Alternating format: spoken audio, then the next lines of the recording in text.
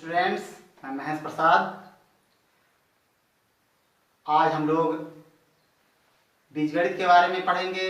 बहुत बच्चों की समस्याएं रहती हैं कि बीजगणित समझने में उन्हें दिक्कत होता है, तो आज मैं बीजगणित को प्रारंभिक रूप से बताने जा रहा हूं। अगर आप इस वीडियो को ध्यान से देखते हैं तो आपके समझ में बिल्कुल पूरी तरह से आएगा। ध्यान दीजिए। तो बीजगणित को हम समझेंगे सबसे पहले चर राशि और अचर राशि से। चर राशि वेरिएबल, ऐसी राशियां जिनका मान बदलता रहता है, उसे चर राशि कहते हैं। जैसे x, y, a, b, c, यानी किसी भाषा का जो अक्षर होता है उसको हम चर राशि मानते हैं, क्योंकि इसका मान बदलता रहता है। कभी हम पिता की उम्र को x मान लेते हैं, तो कभी किसी कलम का मूल्य x मान लेते हैं, तो हर बार मान अलग आएगा। इसका मतलब इसलिए मान बदलता रहता है। अचर राशि कांस्टेंट, ऐसी राशियां जिसका मान नहीं बदलता है उसे अचर राशि कहते हैं। यह हमेशा संख्यात्मक मान होता है, चाहे धनात्मक हो, ऋणात्मक हो, परिमेय में हो। -5, 5, 8, 7, ये सब अचर राशि हैं। चर अचर मिल करके अगला टॉपिक, अगला बहुपद बनता है। बहुपद, जब चर और अचर राशियां एक या एक से अधिक संक्रियाओं से संबंधित होती हैं तो उसे बहुपद कहते हैं। बहुपद जैसे कि x-2, 3x-8, 7x² - 5x-9, तो ये सब बहुपद हैं। धन संक्रिया से, ऋण और गुणा संक्रिया से संबंधित है। जोड़, घटाना, गुणा, यहाँ गुणा से संबंधित है, यानी एक या एक से अधिक संक्रियाएं से संबंधित हो चर और अचर राशि, तो वह बहुपद कहलाता है। अब हमें जानना होता है बहुपद का मानक रूप। मानक रूप, स्टैंडर्ड फॉर्म, बहुपद का मानक रूप।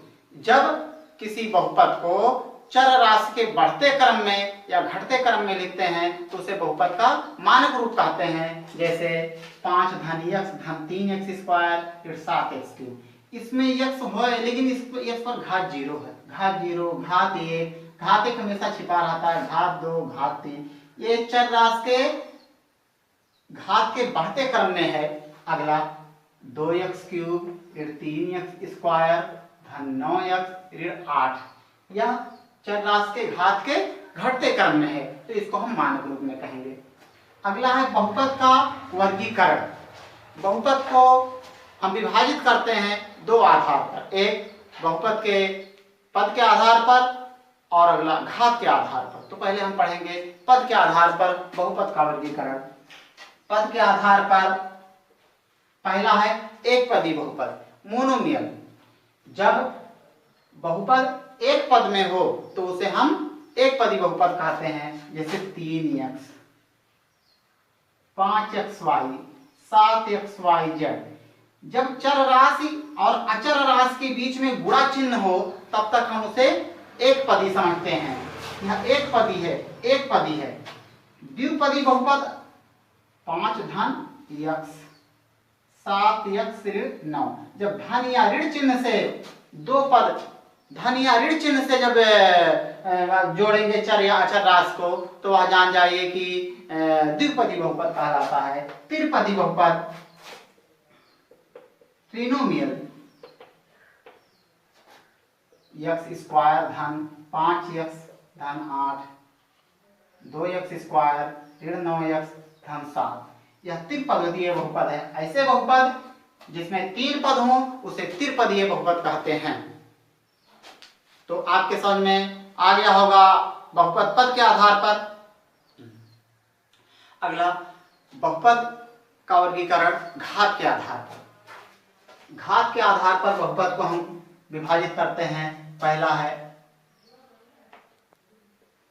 रैखिक बहुपद।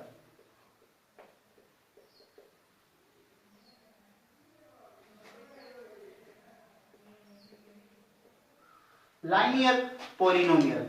जब किसी बहुपद में सबसे बड़ा घात 1 हो तो उसे रैखिक बहुपद कहते हैं। जैसे कि x + 3, 4x + 5। अगला है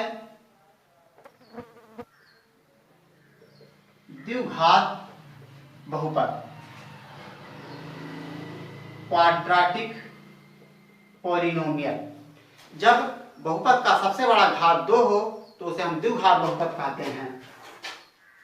x स्क्वायर धन 5x धन 6, 3x स्क्वायर धन 9x ऋण 8, ये द्विघात बहुपद हो गया। अगला है त्रिघात बहुपद,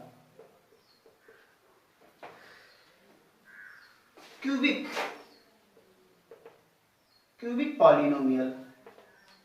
जब बहुपद का घात सबसे बड़ा 3 हो तो उसे त्रिघात बहुपद कहते हैं। 5x क्यूब धन 9x 4x क्यूब ऋण 9x ऋण 7 धन 5। स्टार्ट। तो पद और घात के आधार पर बहुपदों को समझने के बाद में अब आगे हम बहुपदों का योग पढ़ेंगे, बहुपदों का जोड़ पढ़ेंगे। बहुपद को जोड़ते समय हमें दो चीजें जाननी बहुत जरूरी है, एक सजातीय पद और एक विजातीय पद। सजातीय पद similar term 5x 3x 4x, ऐसे पद सजातीय पद कहलाते हैं जिसमें समान वेरिएबल हो, समान चर राशि हो, साथ साथ घात भी समान हो। इस पर घात 1 है, एक घात है, एक घात है। 5x 3x स्क्वायर यह सजातीय नहीं है, चर राशि तो समान है लेकिन इस पर घात 2 है और इस पर घात 1 है, इसलिए यह क्या हो जाएगा, यह विजातीय पद हो जाएगा। विजातीय पद अनलाइक टर्म। तो सजातीय पद जिसमें समान चर राशि हो, समान घात हो, और विजातीय पद जिसमें चर राशि या तो अलग अलग हो, जैसे कि 5x 2y, चर राशि या तो अलग हो, अगर चर राशि वही हो तो घात अलग हो, जैसे यहाँ 2 घात है और यहाँ पर 1 घात है। तो आपके समझ में सजातीय पद और विजातीय पद आ गया है। स्टार्ट। तो सजातीय पद और विजातीय पद समझने के बाद में तो हम बहुपदों का जोड़ बड़े आसानी से लगा सकते हैं। हाँ, एक चीज मैं देखता हूँ कि कुछ बच्चों में समस्याएं आती हैं और चिन्ह से घबरा जाते हैं। कभी कहते सवाल लगा लेता हूँ लेकिन मेरा चिन्ह गलत हो जाता है, तो चिन्ह संबंधी समस्या को मैं यही खत्म कर रहा हूँ, ध्यान दीजिएगा।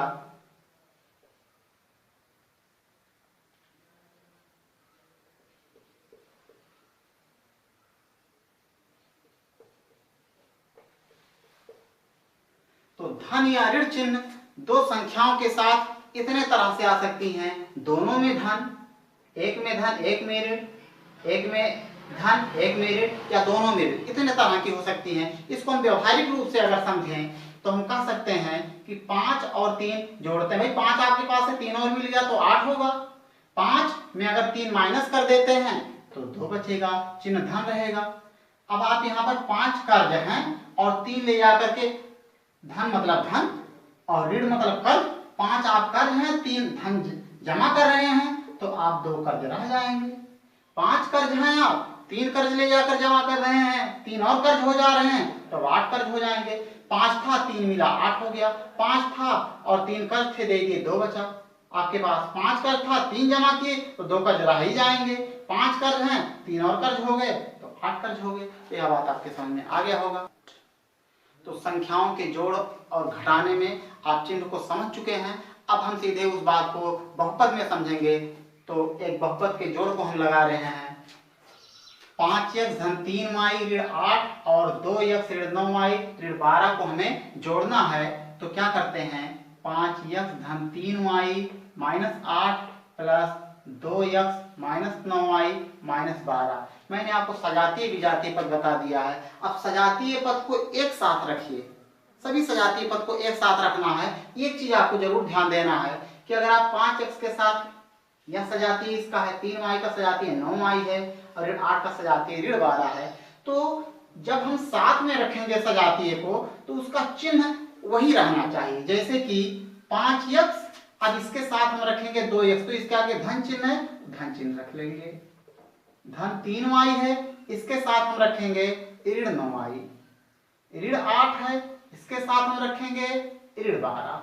चिन्ह ऋण 8 ऋण 12 ऋण 9y ऋण 9y, धन 3y धन 3y, चिन्ह वही रहना चाहिए। अब आप 5x और 2x, 5 आपके पास है, 2 और हो गया 7x हो गया, यहाँ 3y ऋण 9y, सजातीय पद को एक साथ। 3 आपके पास धन है लेकिन आप 9 कर्ज है, तो 3 जब देंगे तो 6 कर्ज रह जाएंगे कि नहीं रह जाएंगे। यहाँ पर 8 कर्ज हैं, 12 और कर्ज हो गए तो अब कुल 20 कर्ज हो जाएंगे। तो आपके समझ में यह सवाल आ गया होगा। तो बहुपदों का जोड़ आपके समझ में उम्मीद करता हूं आ गया होगा। तो अगर आपके समझ में आ गया है तो आपके लिए 3 होमवर्क हैं, इसको आप नोट करें, इसको लगाएं, ताकि जब तक आप अभ्यास नहीं करोगे तब तक आपके समझ में कितना आया है यह पता नहीं चल पाएगा। तो अगर मेरा वीडियो आपको पसंद आ रहा है तो वीडियो को लाइक करिए, शेयर करिए, चैनल पर नए हैं तो सब्सक्राइब करिए, बेल आइकन को दबाइए, और जो भी समझ में ना आए कमेंट करते रहें, और उस कमेंट के हिसाब से मैं आपके समस्याओं का समाधान करूंगा। जय हिंद, जय भारत।